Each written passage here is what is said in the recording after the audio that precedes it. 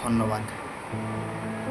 আজ আমি কিছু কথা ছন্দ মিলিয়ে আপনাদের শোনাতে যাচ্ছি। যেগুলো বলবো তার একটা মেন পয়েন্ট রাখা হয়েছে, আর সেই মেন পয়েন্টটি হলো ছিন্ন কথা।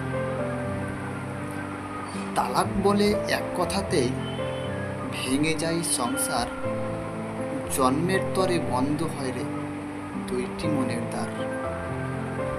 যাই ভুলে সব মধুমাখা অতীত মধুর ক্ষণ, যাই ভুলে সব মধুমাখা অতীত মধুর ক্ষণ, একটি সময় ছিল ওরা পরম আপনজন।